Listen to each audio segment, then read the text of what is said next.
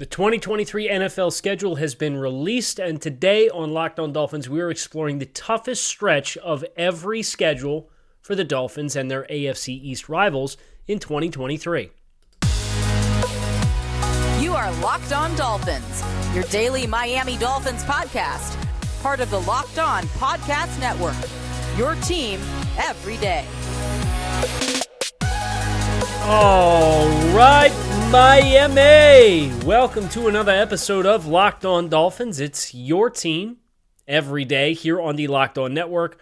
I'm your host, Kyle Krabs, lifelong Miami Dolphins fan, host of Locked On Dolphins, co-host of Locked On NFL Scouting with Joe Marino. You can find our shows on YouTube or wherever you listen to your favorite podcasts. I want to give a special shout out to our everydayers who keep it locked in with us on a daily basis here today on the show and on a daily basis. The schedule release last night, we put out our immediate knee-jerk reaction shortly after 8 o'clock for the Dolphins schedule, the opponents, the outcomes, the margins, the areas that Miami may find some hidden advantages against a division that will play all but three of the same opponents.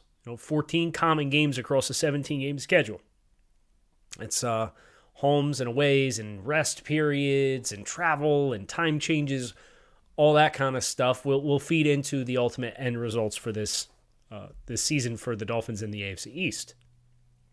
But I wanted to look at the AFC East through a little bit of a different lens because, of course, last season, everybody kind of felt that the end of the season block was kind of the prove-it window for Miami, where they had the bye week and then they play the Texans, and then you come out of there and you have back-to-back West Coast games against the Chargers and the 49ers, and then you have to go to Buffalo, and then you play the Green Bay Packers at home, and that was expected to be a better team, that Packers team, than what their record said that they were, as the Packers tried to make a late-season run and make the playoffs. And then, of course, you finish with two divisional opponents. And that stretch did not go well for the Dolphins. Whether it was Tua Tagovailoa, quarterback, or somebody else, they faltered late. And they stabilized with just enough time to spare to punch their ticket to the postseason after a strong start. And wanted to look and see when that block of time was for the Dolphins and their AFC East opponents, because some of these schedules get pretty gnarly, if we are being honest. So with that in mind, I have my favorite website on the history of the planet, playoffpredictors.com. For those of you who are on YouTube, you can watch along, and I'm going to pull the schedules up and we can look at them. But here's the Dolphins' schedule for this upcoming season. The official schedule, of course, you're 3 out of 4 on the road to start. That's a tough block. Your second quarter, quote-unquote, of the season, you play both teams that were participants in the Super Bowl last season, and the Chiefs and Eagles in a 3-week stretch. That's not an easy window. But for me, the Dolphins kind of rubber meets the road window is the final 4 games of the season in my mind. You have the Jets, the Cowboys, the Ravens, and the Bills. Those are all teams aspiring to make the postseason. Of course, the Jets last season started well, fell apart. The Cowboys won 12 games last year. Baltimore made the playoffs. The Bills made the playoffs. The Bills have won the division 4 straight years or whatever it is now. These are strong teams that the Dolphins are going to have to face. And of course, when you get into winning in the margins and having the schedule set up the way that it is, the fact that you play the Jets, the Cowboys, and the Bills at home in the final month of the season is helpful. That's very helpful. But it also makes your performance essential, because I don't think you have the same buffer window. Now, I do think the third quarter of this season, which has the Raiders, the Commanders, and the Titans in it, has a potential to be a nice stretch run for you. And if you are taking care of business in the first half of the season, I think it can put you in a similar position than what you were last year, but you need the results to be different than what they were last year. You can't be a 9-8 team eking into the playoffs and limping into the playoffs like you were last year. So for Miami, in my mind, weeks 15 through 18 is the hurdle, the roadblock, the daunting stretch that Miami must prove themselves in, right? This is a marathon. It is not a sprint. These NFL seasons, it's so easy to get rolled into the week-to-week outcomes and the leverage in any given week, but your objective should be to put yourself in a position to punch your ticket to the postseason and then be playing your best ball late in the year. I think being at home, having some level of routine, you have the potential to do that, but it is the most daunting 4-game stretch of opponents with Jets, Cowboys, at Ravens, Bills to close the season.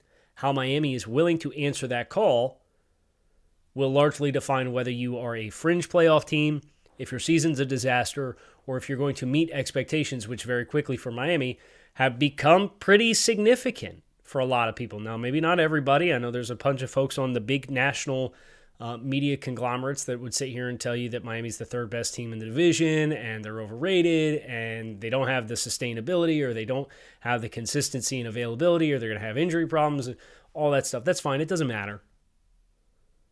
I don't really listen to anything that the 4-letter network has to say because we know they're stationed in the heart of Patriots and Jets territory, and they like those teams. That's okay. Big markets, I get it. It's inconsequential what their opinions are in my mind. But one thing that is not inconsequential is the impact that Built Bar can have on your daily life. Built Bar is a protein bar that tastes like a candy bar. These things are high in protein, high in fiber, but low in calories and low in sugar. They have 100% chocolate on all of their bars. They're absolutely positively delicious. They have a ton of different flavors that you can choose from. So you could go to Built.com and get yourself a variety box or a box of a single flavor if that floats your boat. You go to Walmart, go to the pharmacy section, get yourself a 4-bar box. You can go to Sam's Club, get a 13-bar box, and make sure you have a dozen left over after you have one in the car on the way home. It's the life hack you didn't know you needed. So head to Built.com, head to Walmart, head to Sam's Club, pick yourself up a box of Built, and make sure you thank us afterwards when you do. The next team that I want to make sure that we cover here is the Buffalo Bills. This is the team that's holding serve, if you will, in the AFC East, and rightfully so. The division right now runs through the Bills because of the success that they have had over the last few seasons. I'll give you a quick read-through of this schedule because obviously we went through the Dolphins' schedule yesterday, but you as a Dolphins fan, you might not know what the Bills' schedule is. So here's their schedule in its entirety. Quick run-through. Monday Night Football at Jets. Home against the Raiders. On the road against the Commanders. Home against the Dolphins. London against the Jaguars. Home against the Giants. In Foxborough against the Patriots. And the Bills are Thursday night against the Tampa Bay Buccaneers.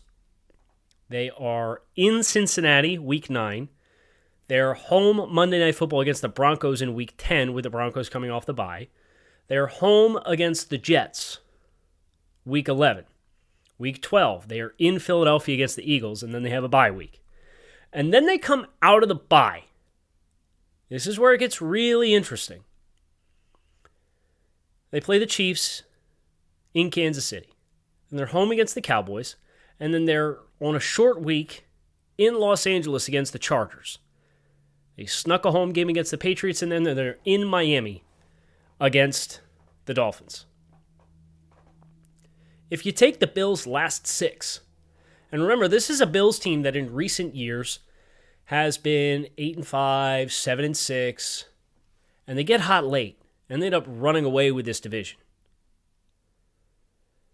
But the Bills' last 6 games are at Eagles, at Chiefs, home against Cowboys, at Chargers, home against Patriots, at Dolphins.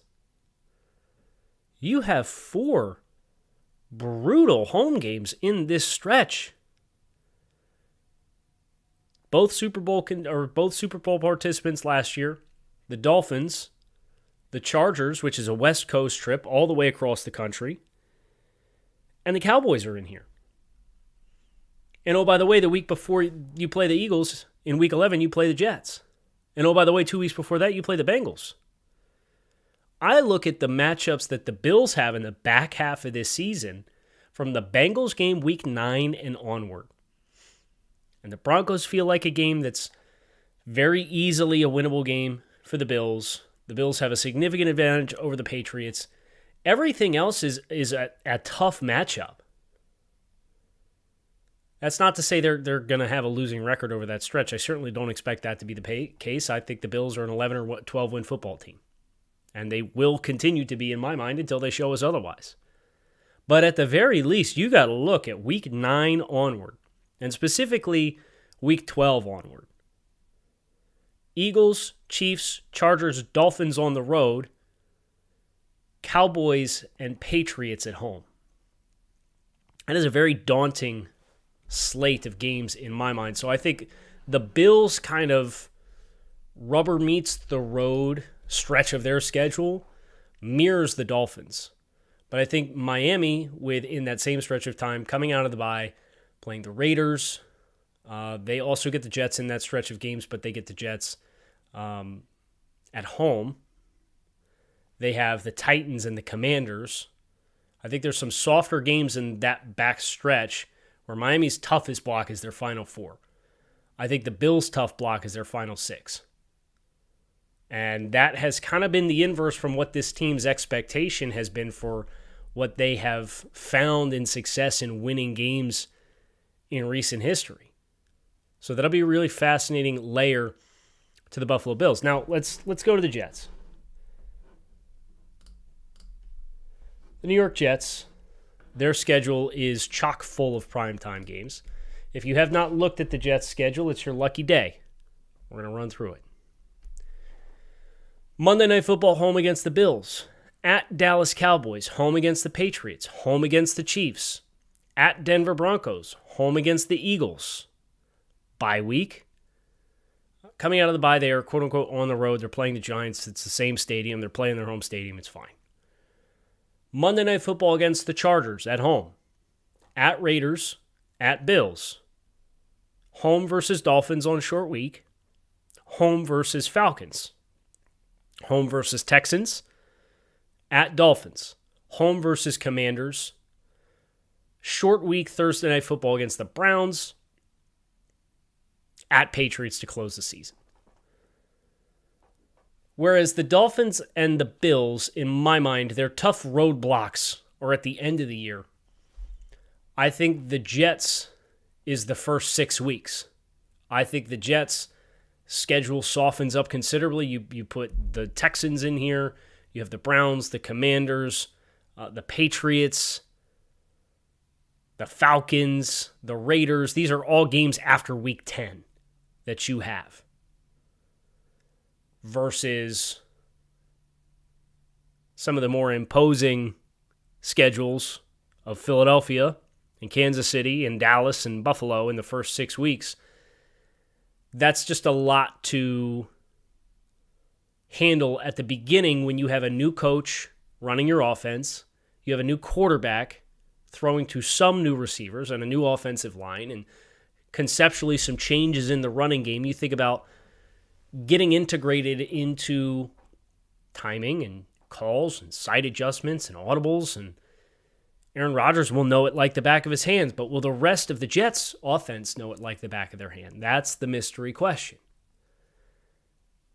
And the fact that they have their toughest opponents early while simultaneously dealing with that magnitude of a coaching shift on the offensive side of the ball, for me, makes up through the bye for the Jets the most challenging part of their schedule. And what has the potential to happen when you play in the New York market of all markets, oh boy, you better not start slow. Because if you start slow, they are going to smell blood in the water as the New York media. So I think that's kind of the rocky grounds that the Jets will have to be mindful of in the first 6 weeks, 7 weeks of the season, is you can't fall too far behind the 8 ball. Because if you do, it has the potential to get really toxic pretty quick, because of course, all of the pomp and circumstance and fanfare around the Jets right now is this is a championship team. They're going to compete for a Super Bowl. They're a top 5 team in the NFL this year. A lot of stuff that's got to come together. And oh, by the way, you got to play your hardest games first. So, not to mention you play the Dolphins twice in the back half of the year, but that's neither here nor there. For the Jets, I just think that that's a very challenging dynamic that may be slept upon when all of the hype around this team is as frenetic as it possibly is. We're going to finish with the Patriots here. This Patriots schedule, it's, again, a lot of common opponents. They've drawn some short straws of their own, including starting against the Philadelphia Eagles. They're hoping that the Tom Brady juju will help them out in that regard. But we're going to close today with the New England Patriots and their biggest roadblock stretch of the 2023 season. If you have not seen the Patriots schedule in its entirety, home the first 2 weeks against the Eagles and the Dolphins. They then spend the next 2 weeks, of course, the week 2 game is a Sunday Night Football game. Their next 2 weeks are on the road against the Jets and the Cowboys.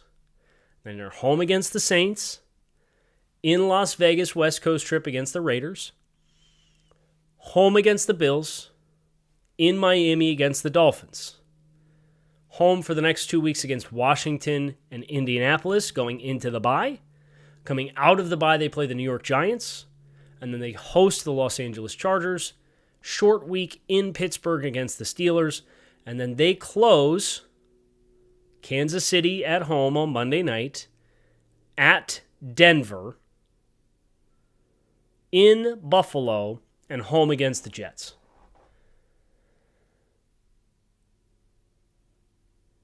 Man, I got to be honest. You look at this schedule, and I think there's 2 separate blocks, which you could say is a very challenging stretch.